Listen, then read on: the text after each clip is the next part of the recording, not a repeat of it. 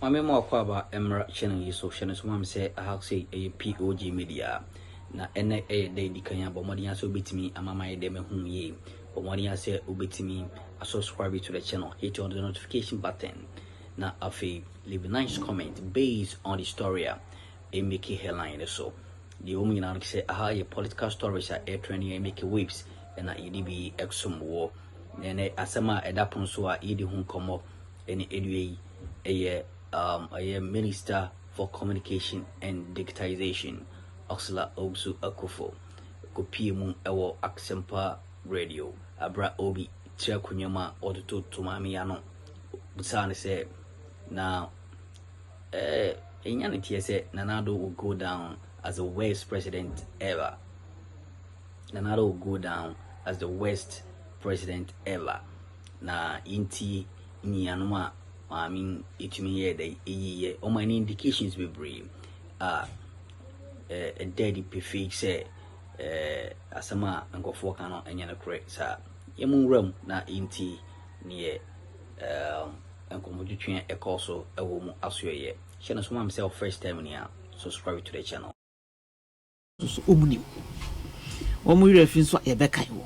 Baba, you've heard the claim say Nanado will go down as the worst president of Ghana in your own tea.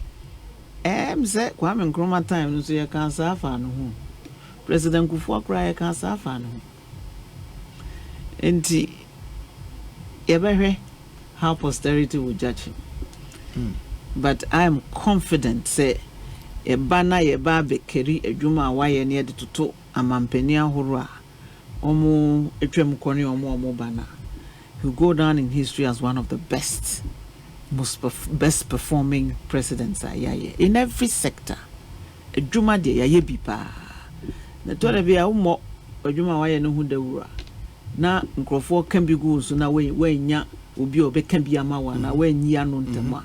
Na sa wrong impression no ato nipeti. Ato amanfo train. But even a week in politics is a long time. So afena yet yes. Sure. Whatever misimpression has been caused no will be cured. Free SHS beneficiaries omuwaha omu anango omu ni akwanya yaye omu akwanya no omuwaha omu anu mu ni adwuma yaye adwuma amwanya biye no omu omemu haye omu ko baabi a omu apo mu densem yahwe ni aka no so omuwaha yenko baabi a enyinam kane anso omu anu mu ni bia ewrade adom enam aban yadwuma pa ya yenti omususu enya nyina mukane no mo memu heyo omunko baabi a abefo nhihye ya yensusu a ede ahoto ene nkanko ne yidie abre empuntunwuma ne yankwankura wo memu ha ne yenya yenya mu mfaso ne nyina ya wa heya edru akuntabuo bire na ya abato dana ene niama ahoro a ya yensusu a yemmoso omo nya mu mfaso ne nyina ne omobusuafo nyina nsoso omyo mkokromuti bekasa enti maya ye kansa Ghana fo yeninkaye but ye wonkaye mu reference so aye bekai wo but in the claim say ahokyere wo man yi mu aban amese up, and you hear more opponent make that point. Former President Mahama Akan, communicators of his party Akan, national executive of his party Akan, say you've messed up this country, and that's why on mine ihias ubi obe press it restart button. So near say BBS for fraud. You've heard that. Nampacha wo omo ankansa ankade no be on campaign. Akokɔ sachra Akroma enye nefe. Etuom hwena no kra they can never admit say aben ayade. Wom say insikasem no, and in fact la 2023 yes we had some very, very challenging times a year fallout from near we are nyina eko mu sure and ne evidence abeto ho say UK economy eko into recession last year ne cheso musikasem no anko ye last year Japan so sa America the worst recession in about the worst economic output in about 40 years and inflation in about 40 years.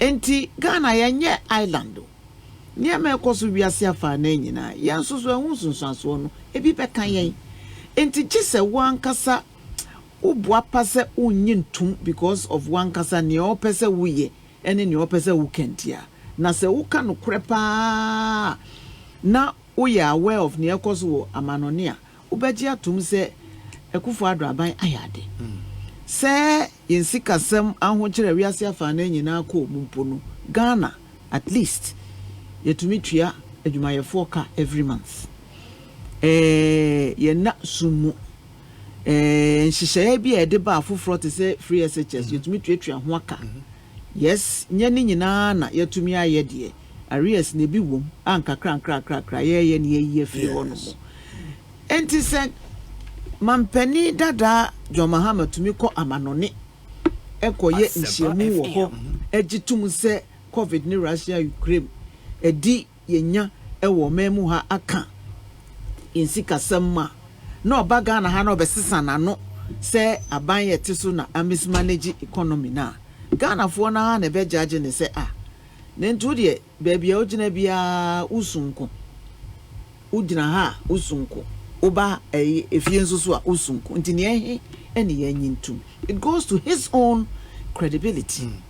Oh, na ya nsenkyerefo no nso so NDC fo kasa na mutie won sa wo mesebisa won questions na question ben na say omo make the point say yes we acknowledge say there was a global pandemic, we acknowledge say Russia Ukraine war ewo ho, but say aban we no yi ne ho free all forms of blame just amodiemo munji blame bia for some wrongs you might have done. Dr. Baumia ya ne lecture no or de yen modern boy fi 2017 bepem 2019 yes obia ma me challenge ne se ne okan ye no oboa economic indicators odi tu dwa nyina na niema ekoyie ema yen wa ban mu okan pefe obia ma me challenge ne se ne okan ye no oboa tie ne sesa ye.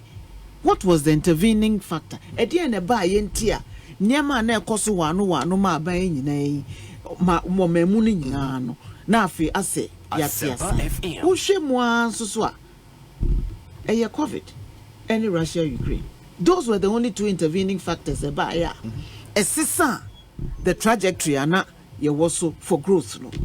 And if we are honest with ourselves ye be admit say ampa NPP aban ye ba aban mu no na nhyehyɛ na ye no eboa na mpuntuo no ye koso bibia na dedin kakra na tokra NDC for the ye nkohye mu no na ye yi ye ho afiri mu kakra mpuntuo no ekoso wano kopim se sa atonrenchemi yi ebeto wiase afa na nyina ye ntumi nkansa ye de ne esi wa manone no ebi enkan yen ewo omemu ha enti wo kan se ya nye boni bia ya nya mfunso bia and also maybe a few things may have gone wrong but eno enka affect yen sikasem to that extent into cancer mismanagement intini was at TBM and for example they cite the Auditor General's report on how we spent on COVID and that report showed say clearly we mismanaged Sika. Oh, you've not seen the report? You tell me, give me an example of for example, the Auditor General makes the point, says some payments were made for drugs. Drugs na mami do.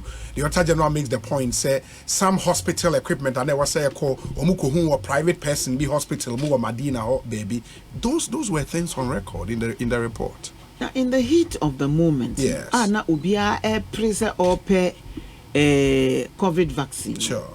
Say I was so go tria. O di bitu ase ansana aba. Enti these things would happen. Na enunti ena enhyehyɛ ye eboa amanfo nyina during the COVID time. Yes. Yanye ni yana. There will be one or two isolated incidents, but that's what they are. Enhyehyɛ ye wo COVID mu nyina. Ni nyina kata asehye ne proye. I disagree with that. Enti mesre ya yenso so ha yeni enkeka nsem no. Maybe amanyosem nti you can pardon them. But ye etiefo ne so aye Ghana fo no. Ye hu se omo amanyosem e no omo ye. omu kan ni omu feel so omu kan ebe to nipa asum ebe boa won campaign nye ne nyina na ye nokore no because ebi etu omu ani tua say and assemnicity so ye chia no to achieve a particular objective for political expediency nye ne nyina na boa omei enti me dem nsem no mesrese muti amu interrogate nyase NDC ni betra ha kan trasa na yenso so ya genesa so na NPP ni nso be kan betrase na oka na mu feel say e wo say mu bisa ni mu nsem by all means go ahead and do that but at the end of the day ye be carry eniema pa ekufo aduban aban aye eni niema you feel say a torchma na ye hu say on the balance wo de toto ni o person was abayi amamu ho a hwan na waya ade asin ne mfofo na aka and I am confident say yes our assessment na ekufo ado will come up tops John Mahama amamu no wo de toto ekufo ado amamu a emehu baby akura but if you because Akufo Addo will not be on the ballot in December record and campaign I get that and mampeni abedi echire Bawumia so ne vision going forward and I bakery but record ne de Akufo Addo Bawumia aban adwuma awaye no eno ne de betoto Mills Mahama aban because ata John Mahama na opa baby nyo be foforo one day enim no deda. Yeah, but you realize that the NDC is making the campaign about the credibility of the flag bearers, Ninti Bawumia and John Mahama. When we put them both to our credibility test now, mo flag bearer obenya and na yegina so. Me pacho Dr. Bawumia why the president wo me wada. Debbie. Enti what's the basis of that comparison? What dia why mampeninda? What's na akonwa ni muda ye de omemwo na hye wonsa muda say ye ne yenhwe wudi enfie num enfie nsia kura na ubedi ye nye enfie nan for one time enti niam a wo ye ye edi Ghana fo nya no ye kai pa se bi no nso hwe afie a be kai wo Dr. Bawumia de se di osika ye no amana wasi bebre se wajemra waso egusu a uti ni ekoso ewo channel iso channel so am say osla osu akufo na etimi akopim o Akshampa radio abra obi agena konya ototo na no na o my indications be brave the pf say NPP amayeku no eku a nyankopon no de amagana boa Ghana man ama oman no so etimi ayekra behwe cause so hwe indications a odugu akwema the PF say ampa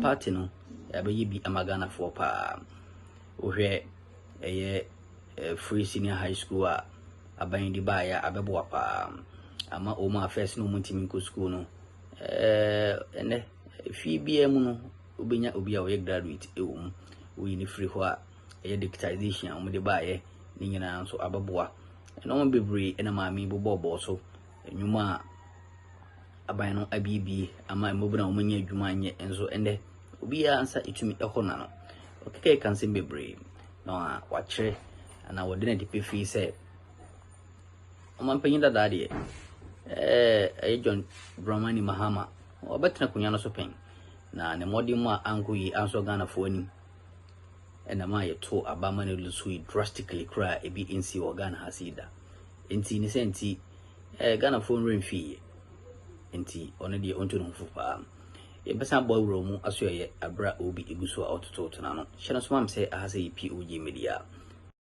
oya mampeni abedi achiro we should never forget that fact. So what's the basis of the comparison? Oya mampeni abedi achire now as we speak adwuma no yemfa nhye ne nsa so onye enti record a yedi ekono ne mampeni a oboa no amamuo no adwuma eni ono nso so eni suade hu a owa osi obeye bi edi aka ho na me John Mahama de ne de me de me koko crowd assessing him as a potential flag bearer o mo yire won ho ase ye be whitewash no na ye refi Ford Kanazoe Ford and I know ye then say mampani abedi akire at the time akwaje bribe Ford Expedition every contractor ewo Burkina Faso no say Shraj ka say enye bribe omo ka say he only obreached the gift policy. Gift policy of the country. That's what the Shraj report said. Minya husa Shraj report no. Die minimni se okoje bribe. Ana amajaro nsoso hwana nsoso. Eno nsoso ensem koko company bi eno nsoso semsem bi baaye. Eno nsoso ne hu ebom mu. Yeti nsoso Attorney General at the time can say mampeni dada Mills. The committee say yanhwehwe ne abedi akire anamontu obi otu yefa aeroplane bi anka ye kwa akoto ewo Embraer ewo Brazil no. And to who if for want of anything as an individual crap no and to my yapamwe frau no and to asumu mo asusu mo pensusu na en confirm ye de ebeye ewo omemu ha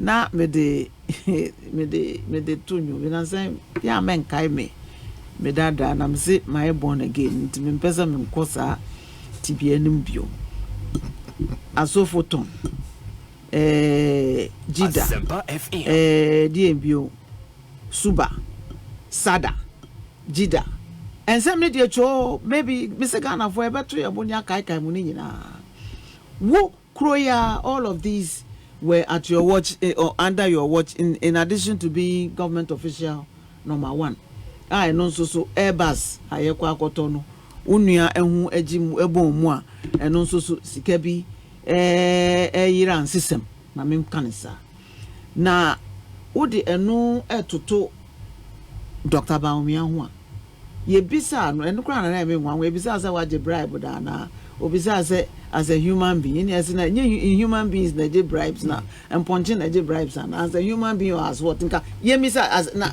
ye bisa say wo John Mahama waje bribe na obisa say John Mahama as what as a human being nanka as what meaning in which other iterations nipa etumi eje bribe answer ye de pem no to me answer enonko wa memuomu na ye de sumo for 4 years nipa dwuma esei ya amanfo ko ahohiahia mu se 12 hours kura went to me amankane nyina so am ya anya adwuma 24 hours na betumi ayese kwatere kwa eka so obema ontuma tie ni din enti nsam ne de me na mama hapo se mba beka sa nsam no ho ansam. Yeah, I agree, but what's the list of corruption scandals abobo so say ne utie Sami Jemfi press conference na.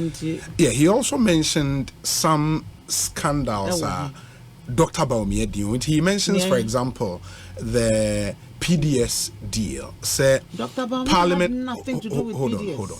Or say Parliament took a decision. Say conditions precedent was a company in the fulfill na ba kon bank guarantee was so modeba. The NDC alleges say there was a meeting at Dr. Baumia so motu say that condition precedent or any condition subsequent, and in fact also change bank guarantee to an insurance guarantee. In which capacity and Dr. Baumia is? I don't know. As Vice President of the Republic, no obviously. Such meeting ever took place anyway. Really? And no yan tro NDC for to go and futura NDC for to almost 5 minutes of the meeting. That said meeting? 1 more 5 minutes of any such meeting. No, Emra Metujwa. Any more no more meeting. Nasi. Emra Metujwa ni efe. Meeting biasa and Sibebia. And you are saying this on authority? Because I'm not too sure. Maybe I'll cast a meeting. So how do you say this? So when your first time on work. Okay. Into your bisem. Say anya bia Dr. Baumia etna PDS meeting bi eche ya na bibia. He's never done any such thing. Ti daben na yes a meeting. And yes a meeting. He for and wo ho. Our issues are order no. Minutes of that meeting e wo hi. Nyasa wabaka ne tra sa ne aso yagia to say o bibi sa esiye. Bosremka ntwato so de krofo yi omo ye ho omo bo ho modern pa ewu. Until we should take everything that they say with a pinch of salt and go the extra mile to interrogate it. Yes, wakenti. And have you also found out the other point about more containers be as somebody in his office at the letter ekokoje mono he's under investigation by the OSP but still working in the office. Head of administration. Dr. Baumia. No, but we office. He wasn't acting on Dr. Baumia's instructions. That I don't know. Me enana wo mo ka meeting me mintie mo asembia wo na wo ka meeting me bisa bisa. Yeah, the NDC alleged that. Me was a monso sumu bisa. Say if it's an allegation, say an individual, yenyi kromo ha say na obi kwafa letterhead bi wo castle at the time. Etro letter bi, I think it was Alaji Bamba office no bi kwafa letter Mokhtar Bamba, I remember. Obi kwafa letterhead be a control near maybe at the time when investigations were done, it was concluded said he had nothing to do with it. Nana. Yeah, yensusu ha yeni enke kansem engu nipa ho efi for political expediency. So onipa bi and in what Dr. Baumia office is under investigations. Mommy and Chaniafa report Nemrani who's ampa. Bibi says he none who wo mo ana ono ena eye edifo ana asutwi bia beba na yahwe amasa asutwi na ba na ye report betwitwa agino na wagino hu wayi ne hu afrimu na ne hu so wana na oka se enunti Dr. Baumia ye boni bia ene ye meka se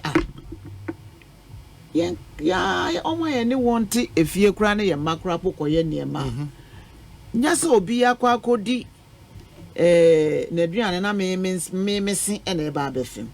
Let us all be responsible for our actions as adults. Into say obi on the office, aye boni bin poa.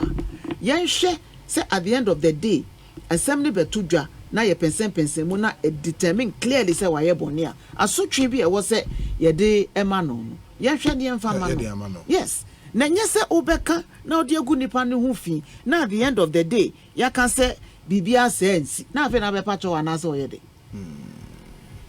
But because oye Mr. Dr. Baumia mo candidate mo flag bearer no, you've also heard the point about say oka nioma onye enti say oyobi a onka no kra enti ma Ghana fo believe nsema oka ene ade e dey no kan ya wane. Oh, na say na say no unti say wo na wo kan na me tie ne wo kan na me ma hu wa e dey na waka wanye. And for example, one of the things the NDC site say he's on record to have said say by the almost first term in office no village in Ghana would have a toilet or a water problem. That has not happened, for example. But you one time premium. Yes, but I don't know. NHI is what you say. NDC one time premium. One time premium. Yes. To me. No. And no NDC ni be can be a can say your trophy. So it means they don't have any credibility. They cannot say anything at all. Omo manifesto promises ni nara no to me. John Mahama ne campaign 2016 2012 was 2016 omo ko Western region ko can say 10% of all oil proceeds omo the Bema Western region NDC abai can say 10% of sika bia enye free fan go mu no omo the Bema Western region for what is omo ye bibisa during their time in office ana. And to be if that is some person ye caught sa line na almost so ye were ho dossier of Nema Mokaya went to me anye. Accra will be the cleanest city in 100 days. Yen if you don't want to me. Some call the cleanest city in Africa. Thank you. And you may be who feels that ube to me aye. But when you are faced with the reality now, it was all modified when you and you do your best. Ube you don't worry, say ube to me attack a problem now. Maybe call me ministry, but I am a DC man, me what to do list. Then you know, I met to me.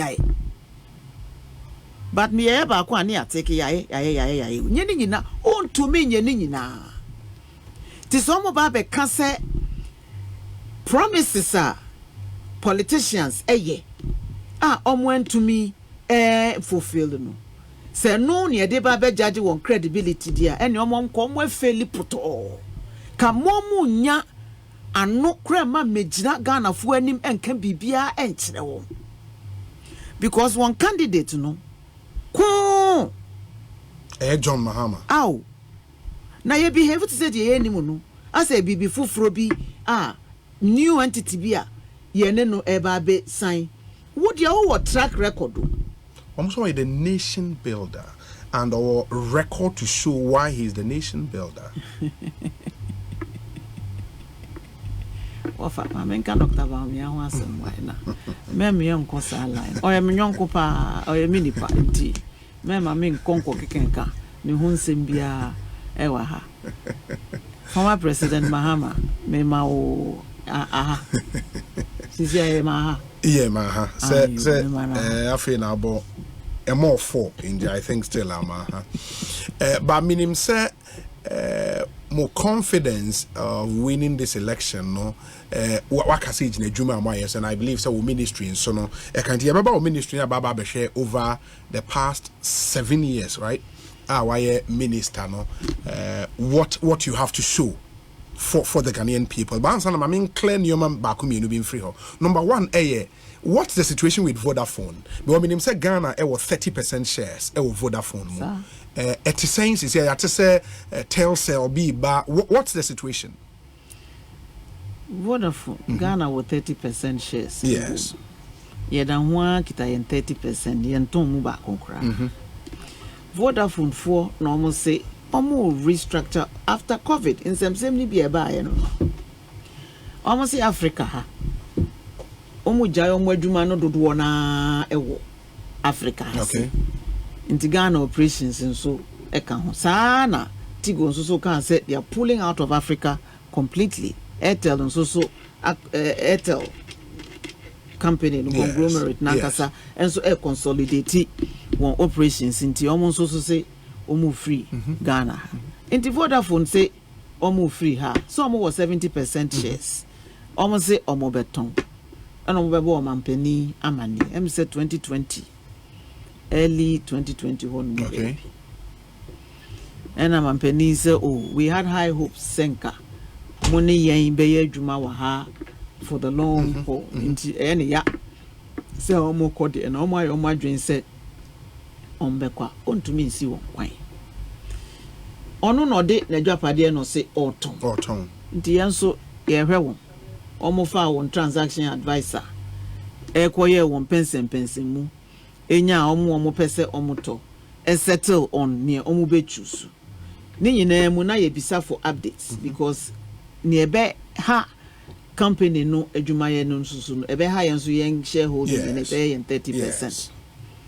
Tie wom edru baby a omo de won baaye no yese omo business plan ni ade no ye nenyi ho papa na ase Ghana rejected sa ase NC okay ase omo emfin esu akakra na plans no omo wono nso ye ni areshem so betumi ediso nti omo nsan enko no man nya aton ama wo awi oh okay ena yenso so ye ka sese mo ba de a adwuma na wo se mo ye na edi mu enti yenso so nyama omo hia regulatory approval for transfer of shares sure yen to me nsi mo kwan se ma mo nton mo shares na mo ton de a e wo se yenso so ne oba no emma NCA ehu se adwuma no obetumi aye ama etumpon ama edi mu na aban ne nso kakra wa ewo mu no anko ye kwa nti omo ne won di sankita ho na to some extent na omo satisfy won say enhyehyɛ na omo aye no ombetumi ebetumi aboa ma company no anyi etumpon yes ena omo ma won approval prior to that ni mo no say company be a majority and minority shareholders ewo ho o pese wo ton wo shares na uma o partner no the right of first refusal yeah in you be say Ghana say but I was be brave say wajemre merchanting up to this time to akunya so onso wuti ni ekoso but I was yansa channel so am say meet me did the change see the brewa or money as waiting me aboa me no subscribe to the channel, share, commenting na fa for front so answer into me kabi nemwa ema channel no intimi fa na ho den so kokra inkra enti we yen komo twetwen ekoso between the minister for communication and then digitalization oxla also any obi action per radio but money as say me kwi ubetimi ejame comment under the comment section that's an everything eshia e wo channel so but I see be brave.